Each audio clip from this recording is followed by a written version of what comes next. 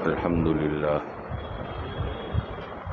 لله وكفى وسلام على عباده الذين اصطفى أما بعد أعوذ بالله من الشيطان الرجيم بسم الله الرحمن الرحيم يا أيها الذين آمنوا لا تلهكم أموالكم ولا أولادكم عن ذكر الله ومن يفعل ذلك فأولئك هم الخاسرون صدق اللہ العظیم۔ جیسا کہ ہمارا مضمون چل رہا تھا، گناہ کے اثرات کیا کیا ہوتے ہیں، اب نیکی کے اثرات کیا ہوتے ہیں۔ جیسے گناہ کے متعلق ہم نے سنا کہ گناہ ایک بدبو کی شکل میں ہوتا ہے، تو نیکی یہ خوشبو کی شکل میں ہوتی ہے۔ جو اللہ والے ہیں ان کے بدن کے عضو سے خوشبو آیا کرتی ہے، اور یہ سلسلہ محمد الرسول اللہ صلی اللہ تعالی علیہ وسلم سے چلا آ رہا ہے۔ شمائل کی روایت ام سلیم رضی اللہ تعالی عنہ نبی کریم صلی اللہ تعالی علیہ وسلم کے بدن مبارک سے نکلنے والے پسینے کے قطروں کو شیشی میں بھرنے کے لیے اپنے بچوں کو بھیجا کرتی تھی۔ دوسری روایت میں کہ مدینے کے اندر اگر کسی لڑکی کی شادی ہوتی تو نبی کریم صلی اللہ علیہ وسلم کے ان قطروں کو اپنے اوپر مل لیتی اور باقی اس شیشی کو اپنے گھر میں رہنے دیتی، جس سے خوشبوئیں آیا کرتی تھی۔ امام عاصم کوفی علیہ رحمہ جو قرات کے بڑے امام ہیں، ان کی سوانح کے اندر یہ بات لکھی ہے کہ امام عاصم کوفی علیہ رحمہ مسجد نبوی میں بیٹھ کر قرآن کریم کی تلاوت کثرت سے کیا کرتے تھے۔ ان کے ارد گرد، ان کے اڑوس پڑوس میں بیٹھنے والے ایک عجیب خوشبو کو محسوس کرتے تھے۔ انہوں نے امام عاصم کے کپڑوں کی طرف اپنی توجہ لگائی کہ یہاں سے کوئی خوشبو آتی۔ کسی نے منہ کی طرف توجہ مرکوز کی کہ یہاں سے خوشبو آتی ہے۔ پتہ چلا کہ ان کے منہ سے خوشبو آ رہی تھی۔ جب یہ تلاوت سے فارغ ہوئے تو کسی نے پوچھا کہ آپ منہ میں کون سی خوشبو لے کر آتے ہیں کہ اس کی خوشبو اتنی بہتر، ہمیں بھی بتاؤ۔ اس وقت امام عاصم کوفی نے اپنا واقعہ بیان کیا کہ ایک رات نبی کریم صلی اللہ تعالی علیہ وسلم کی خواب میں زیارت ہوئی اور کہا کہ عاصم، تم قرآن کی تلاوت بڑے اچھے انداز میں کرتے ہو، میرا جی چاہتا ہے کہ تم اپنا منہ دو، میں تمہارے منہ پر بوسہ دینا چاہتا ہوں۔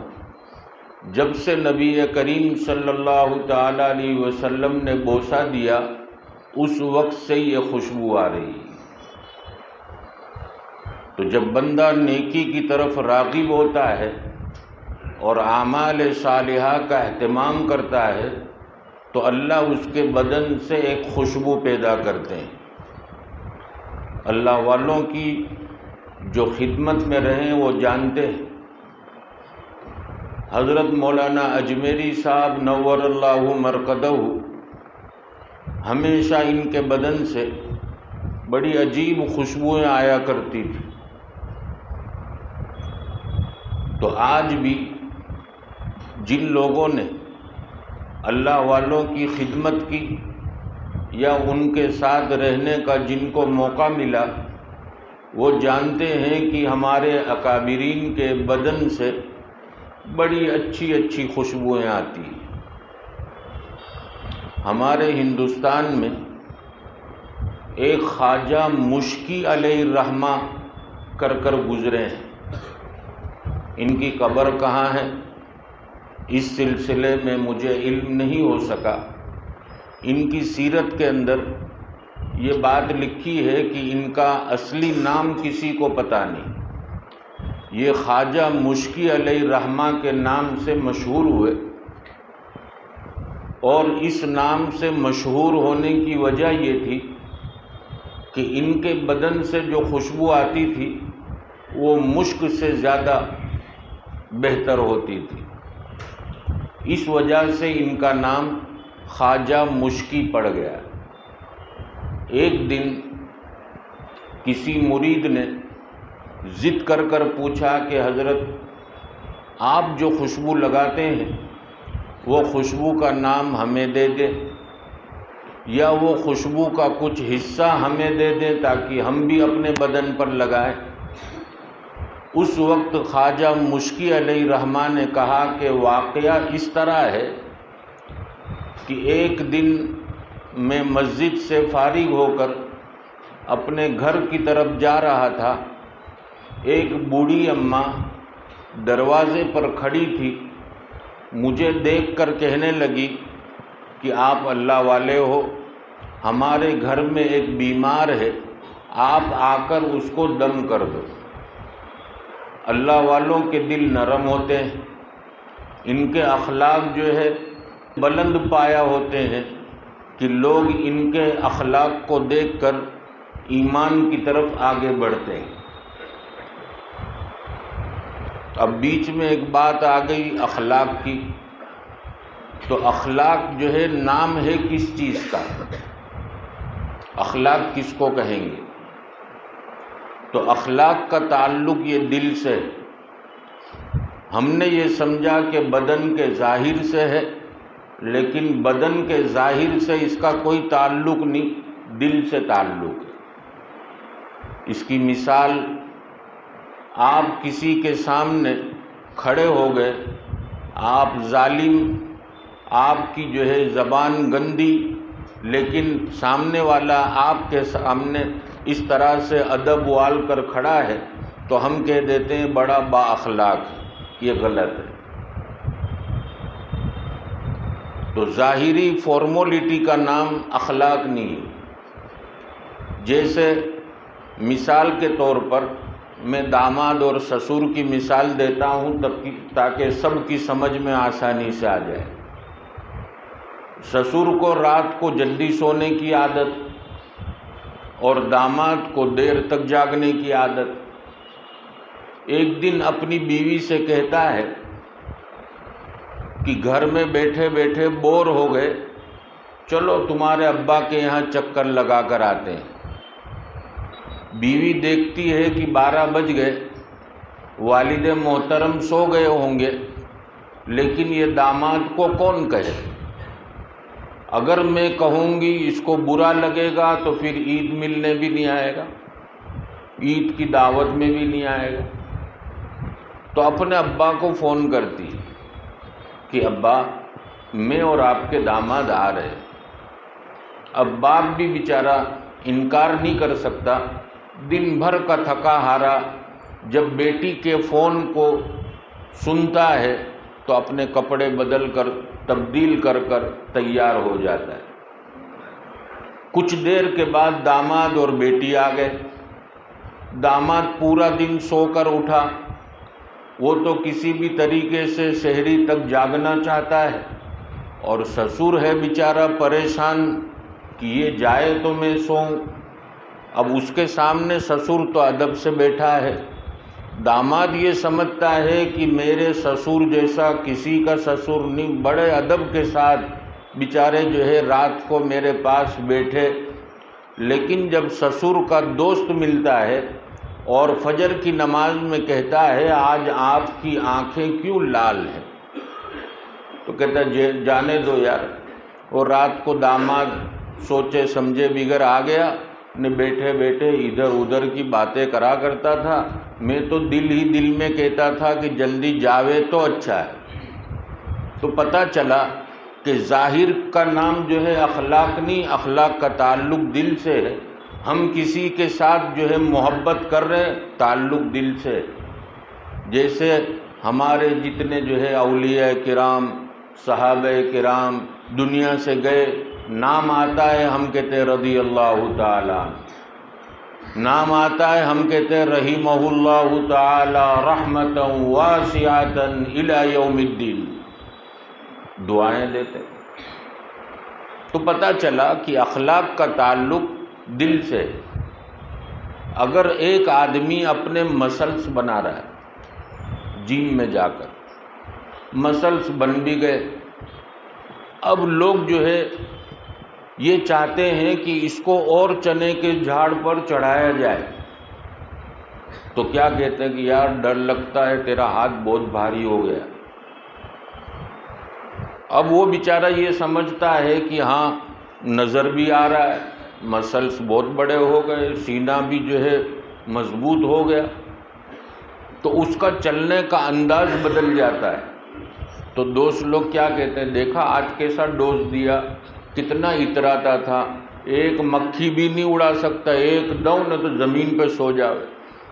تو پتہ چلا کہ یہ ظاہری فارمولیٹی کا نام اخلاق نہیں، اخلاق کا تعلق دل سے ہے. اور اسی کی تعلیم شریعت مطہرہ نے ہم کو دی کہ اخلاق بناؤ، تمہارے اخلاق تمہاری بیوی کے سامنے بھی اچھے ہوں.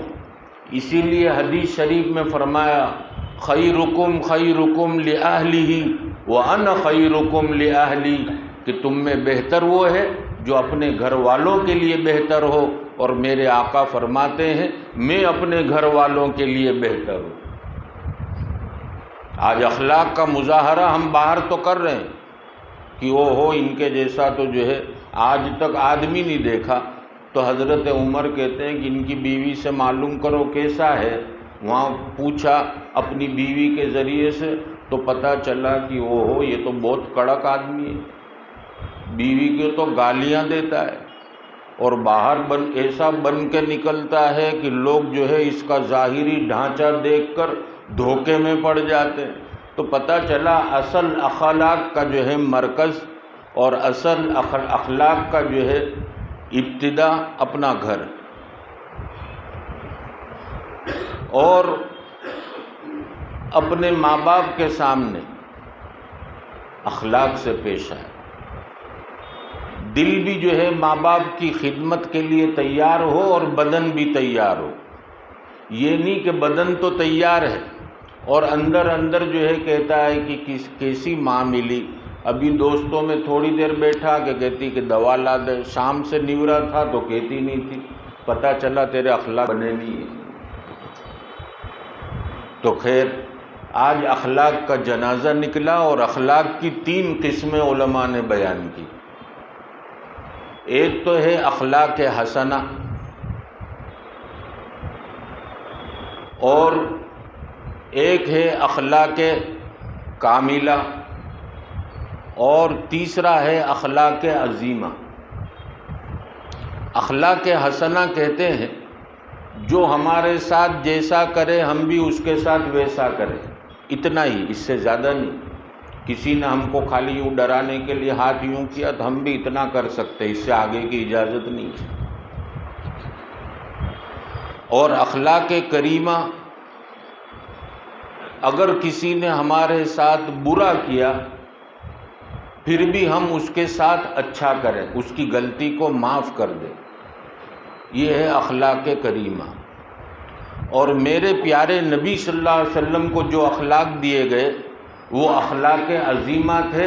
انک لعلی خلق عظیم. اخلاق عظیمہ کس کو کہتے ہیں؟ تو علماء نے لکھا اخلاق عظیمہ یہ ہے کہ کوئی تمہارے ساتھ برا سلوک کرے، تم اس کے ساتھ اچھا سلوک کرو، اس کی غلطی بھی معاف کر دو، اور ساتھ میں اس پر احسان کرو. کہ آج فلانا آدمی مجھے بولا تو تو آج افطاری کا انتظام میرے گھر سے اس کے یہاں جائے گا، شیری بھی بھیجوں گا۔ اس کو کہیں گے اخلاق عظیمہ۔ تو میرے پیارے نبی صلی اللہ علیہ وسلم کو یہ اخلاق عظیمہ کے ساتھ جو ہے بھیجا گیا تھا۔ تو یہ حضرت خواجہ مشکی علیہ الرحمہ جب وہ بوڑھی عورت نے آواز لگائی اور کہا کہ گھر میں بیمار ہے، آپ آئے اور جو ہے ان کو دم کر دیں۔ اللہ والے تھے، رحم دل تھے، اس گھر میں اندر داخل ہوئے، بوڑھی عورت نے اندر سے تالا مار دیا، اور اس کی جو مالک تھی، بوڑھی عورت کی جو مالک تھی جوان، اس کی نیت جو ہے یہ اللہ والے پر بگڑی تھی۔ اللہ والے کو اندر دیکھ کر وہ جو ہے گھر کی سردار یہ کہنے لگی کہ میں کوئی بیمار نہیں، میں نے آپ کو اپنے ساتھ یہ کام کے لیے بلایا ہے۔ انہوں نے کہا کہ میں یہ کام نہیں کر سکتا۔ تو مالکہ کہنے لگی کہ اگر نہیں کر سکتے تو میں گھر کے اندر سے شور کروں گی، دھمال مچاؤں گی، اور تم کو جو ہے سنسار کرا دوں گی۔ اسلامی حکومت تھی، زنا کا میں تہمت لگا دوں گی، تمہارے اوپر جو ہے پتھروں کی بارش ہوگی اور تم کو مار دیا جائے گا۔ اللہ نے ان کے ذہن میں ایک بات ڈالی اور کہا کہ ٹھیک ہے، مجھے ذرا قضائے حاجت کے لیے بیت الخلا جانا ہے۔ تو اپنی وہ بوڑھی باندی سے مالکہ نے کہا ان کو بیت الخلا میں لے جاؤ، اور اندر اندر خوش ہونے لگی، چلو مان تو گیا۔ وہ اندر بیٹھے بیٹھے سوچ رہے ہیں کہ اتنے بڑے جو ہے گناہ سے اپنے آپ کو کیسے بچاؤں۔ دل میں یہ خیال آیا کہ جو قضائے حاجت تم کر رہے ہو، بیت الخلا جو نکل رہی ہے، تم جو ہے اس کو اپنے بدن پر لگا لو۔ انہوں نے اپنے پورے بدن پر بیت الخلا لگائی اور دروازہ کھول کر باہر نکلے۔ وہ مالکہ کہنے لگی یہ کوئی پاگل ہے، کتنی بدبو آ رہی ہے، دروازہ کھولو، اس کو جانے دو باہر۔ یہ کہتے ہیں باہر نکل کر میں نے اللہ کا شکر ادا کیا کہ چاہے جو ہے میرے کپڑے گندے ہوئے، میرا دل گندا ہونے سے بچ گیا۔ میں نے یہ سوچا کہ اب کوئی دوست ملیں گے تو وہ جو ہے دیکھیں گے ان کو بدبو آئے گی، چلو جلدی جو ہے کسی غسل خانے میں چلا جاؤں اور پانی بدن پر ڈال کر کپڑے بھی دھو ڈالوں۔ انہوں نے وہ کپڑے دھوئے اور وہی بھیگے ہوئے کپڑے پہن کر اپنے جو ہے غسل خانے سے باہر نکلے۔ اتنے میں کچھ دوست نظر آئے اور کہنے لگے کیا خوشبو لگائی ہے تم نے، اتنی بہتر خوشبو آ رہی ہے۔ کہا اس ایک گناہ سے میں نے اپنے آپ کو بچایا اور اس گندگی کو لگایا۔ نیکی کے اندر وہ اثر ہے کہ اللہ نے اس گندگی کو خوشبو سے بدل دیا۔ تو نیکی کی ایک تاثیر خوشبو ہے۔ جو بندہ اگر کسی کے ساتھ ہمدردی والا معاملہ کرتا ہے اور ظلم سے اپنے آپ کو بچاتا ہے تو حق تبارک و تعالیٰ کی طرف سے یہ انعام ملتا ہے۔ اب جو ہے مومن کو اللہ نے اتنا قیمتی بنایا، پچھلے موقع پر عرض کیا کہ ایک آنسو کی قیمت اللہ کے نزدیک کیا ہے، مومن کے ہاتھوں کی قیمت کیا ہے، پیروں کی قیمت کیا ہے۔ ایک مسئلہ جو ہے جو علماء نے لکھا، نقل کر کر بات ختم کر دوں، کہ اسلامی حکومت ہو اور اگر کوئی چور چوری کرے، مسلمان چور کوئی چوری کرے اور اتنی مقدار میں چوری کرے جس سے ہاتھ کاٹے جاتے ہیں، 10 درہم کے قریب علماء نے لکھا، یا ربع دینار، پاؤ دینار، اس کی قیمت آج کے حساب سے 1500 2000 غالباً بنتی ہوگی، کہ اگر کوئی اتنی چوری کرے گا تو اس کا ہاتھ کاٹا جائے گا۔ ایک مسئلہ یہ ہو گیا۔ اب دوسرا مسئلہ یہ ہے کہ اگر کوئی آدمی کسی مسلمان کا ہاتھ کاٹے تو جو ہاتھ کٹا ہے اس کے بدلے میں کتنا فدیہ ادا کرنا پڑے گا؟ تو اس کے متعلق لکھا ہے کہ تقریباً اگر یہاں کی کرنسی کے اعتبار سے گنے تو 15 لاکھ روپے جو ہے جرمانہ ادا کرنا پڑے گا اسلامی کورٹ ہوگی تو یہ دو مسئلے ہوئے۔ ایک میں کیا ہے 1500 سے 2000 کی چوری کی تو ہاتھ کاٹا جائے گا، اور اگر کسی نے کسی مسلمان کے ہاتھ کو کاٹا بغیر کسی جو ہے گناہ کے تو اس کے بدلے میں اس کو جو ہے 15 لاکھ روپے تقریباً دینے پڑیں گے۔ تو یہ دونوں میں فرق کیوں ہے؟ کیا مسلمان کے ہاتھ کی قیمت 1500 ہے یا مسلمان کے ہاتھ کی قیمت 15 لاکھ ہے؟ کیا ہے؟ یہ جتنے بھی لیٹسٹ لوگ ہیں وہ اس پر اعتراض کرتے ہیں کہ شریعت ایک طرف تو جو ہے 1500 کا حساب لگاتی ہے اور ایک طرف 15 لاکھ کا لگاتی ہے، دونوں طرف ایک ہونا چاہیے، یہ الگ الگ پیمانہ کیوں ہے؟ تو امام شافعی علیہ الرحمہ نے اس سلسلے میں جواب دیا کہ مومن کا ہاتھ جب ظلم کے اعتبار سے چوری کے لیے آگے بڑھا تو چونکہ یہ جو ہے ظالم بنا، چور کیا بنا؟ ظالم بنا، تو اللہ کہتے ہیں ظالم کو میں پسند نہیں کرتا اور ظالم کی اہمیت بھی میرے نزدیک کچھ نہیں، 1500 روپے کی ہے۔ اور جس نے مسلمان کے ہاتھ کو کاٹا تو مسلمان کیا ہو گیا؟ مظلوم ہو گیا۔ کہ مظلوم کی قیمت ہے میرے نزدیک، اگر کسی نے جو ہے ظالم بن کر مسلمان کے ہاتھ کو کاٹا 15 لاکھ تقریباً چکانے پڑیں گے۔ تو اللہ کے یہاں ظالم کی کوئی اہمیت ہی نہیں، اسی لیے قرآن جگہ جگہ کہتا ہے ان اللہ لا یحب الظالمین، اللہ ظلم کرنے والوں کو پسند نہیں کرتے۔ تو قرآن کی جو آیت میں نے تلاوت کی یہ اسی کی طرف جو ہے ہم کو راغب کرتی ہے کہ ہم جو ہے ایمان والے ہیں، ہماری زبان سے بیکار اور بکواس باتیں نہ نکلے، ہم اللہ کے ذکر میں مشغول رہیں، اور یہ اللہ کے ذکر کا فائدہ ہے کہ بدن بھی خوشبودار ہوگا، بدن فرما بردار بنے گا، اور بدن جو ہے اللہ اور اس کے رسول کی باتوں کو سر خم تسلیم کرنے والا بنے گا، تو اللہ کی طرف سے انعامات کے ہم مستحق ہوں گے، جس میں سے پہلا انعام اللہ اس کے بدن سے خوشبو کو جاری کرتے ہیں۔ تو حق تبارک و تعالی ہم سب کو زیادہ سے زیادہ نیکیوں کے کرنے کا اہتمام اور توفیق نصیب فرمائے، اور گناہ کے کاموں سے بچنے کا اور گناہوں سے دور رہنے کا اللہ تعالی ہم سب کو جو ہے ہمت دے اور اس سے بچائے۔ نفس بڑا تگڑا ہے، طرح طرح کی جو ہے اسکیمیں ہمارے سامنے لائے گا اور کہے گا اتنا کر لے کوئی حرج نہیں۔ ہم اپنے نفس کو کہہ دیں کہ اتنا بھی میں نہیں کر سکتا، اس لیے کہ میرے اندر خدا کا عذاب سہنے کی طاقت نہیں ہے، برداشت کی میرے اندر طاقت نہیں۔ اگر خدا کی پکڑ آ گئی میں کیسے بچوں گا؟ میں کسی پر کوئی الزام نہیں دھرتا، میں کسی کی جو ہے تان و تشنی نہیں کرتا، جو ریئلٹی ہے اس پر اپنے آپ کو چلانا ہے، فارمولیٹی پہ نہیں، ریئلٹی پہ چلانا ہے۔ تو حق تبارک و تعالی ہم سب کو نفس اور شیطان کا مقابلہ کرنے کی توفیق عطا فرمائے اور ہماری مدد فرمائے۔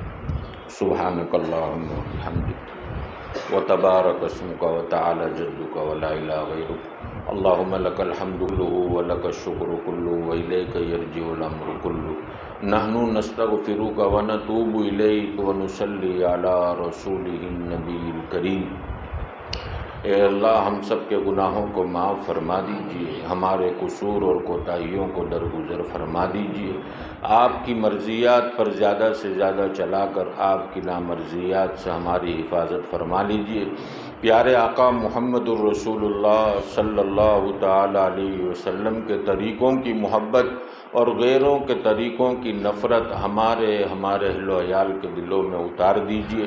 دوام ذکر اور دوام طاعت کی توفیق نصیب فرما دیجئے۔ مولائے کریم زبان بولتی کچھ ہے، اندر ہوتا کچھ ہے۔ مولائے کریم آپ تو ایک ایک چیز سے باخبر ہیں۔ مولائے کریم ہمارا باطن بھی بنا دیجئے، ہمارا ظاہر بھی بنا دیجئے، ہمارے اخلاق کو اخلاق حسنہ سے تبدیل فرما دیجئے۔ مولائے کریم اخلاق کا درس دینے والا جب اخلاق کا سامنا ہوتا ہے اس وقت پتہ چلتا ہے کہ بولتے بولتے آج اخلاق کا کتنا جنازہ نکلا ہے۔ مولائے کریم میرے ہم سب کے اخلاق کو اخلاق حسنہ سے، اخلاق کریمہ سے، اخلاق عظیمہ سے تبدیل فرما دیجئے۔ ہمارے بچے اور بچیوں کو ان اخلاق سے مالا مال فرما دیجئے۔ ہماری زبانوں کی برائیوں سے، ہمارے بچوں کی زبانوں سے برائیاں نکلنے سے پوری حفاظت فرما لیجئے۔ ہماری روزیوں میں برکت عطا فرما دیجئے۔ ہماری کاروبار اور ملازمت میں خوب ترقیاں عطا فرما دیجئے۔ قرضوں کی ادائیگی کی غیب سے شکلیں اور صورتیں پیدا فرما دیجئے۔ پریشان حالوں کی پریشانیوں کو دور فرما دیجئے۔ معتکفین کے اعتکاف کو قبول فرما لیجئے۔ ہماری ٹوٹی پھوٹی عبادتوں کو محض اپنے فضل اور کرم سے قبول فرما لیجئے۔ مولائے کریم جن محسنوں نے ہم پر احسان کیا، جس لائن سے ہماری خدمتیں اور مددیں کی، سب کو دنیا اور آخرت میں بہتر بدلہ عطا فرما دیجئے۔ جتنے شریر اور فتین قسم کے لوگ جو ہمارے پیچھے پڑے ہوئے ہیں، ہم سب کو آپ کے حوالے کرتے ہیں۔ آپ بہترین بدلہ لینے والے ہیں۔ ہم سب کو حرمین شریفین کی بار بار مقبول حاضری نصیب فرما دیجئے۔ مولائے کریم ہمارے برادران وطن جن کے دلوں میں ہماری نفرتیں ہیں، ان نفرتوں کو محبتوں سے تبدیل فرما دیجئے۔ ہمارے ملک میں امن و امان کی ہدایت کی ہواؤں کو چلا دیجئے۔ مولائے کریم جن کی تقدیر میں ہدایت نہیں اور ان کے دماغ ہمارے خلاف تدبیریں کرتے ہیں، مولائے کریم ان کے دماغوں کو سڑا کر ختم فرما دے اور پوری دنیا کے لیے عبرت کا نشانہ بنا دے۔ مولائے کریم ہم سب کو راہ حق پر چلنے والا بنا دیجئے۔ باطل راستوں سے ہماری پوری حفاظت فرما لیجئے۔ مولائے کریم آپ کے جتنے بندے اور بندیاں ہماری اس مجلس میں شریک ہیں، سب کی جائز اور نیک تمنائیں پوری فرما دیجئے۔ اللہم صلی علی محمد النبی الامی وعلی آلہ وسلم تسلیما۔ سبحان ربک رب العزت عما یصفون وسلام علی المرسلین والحمد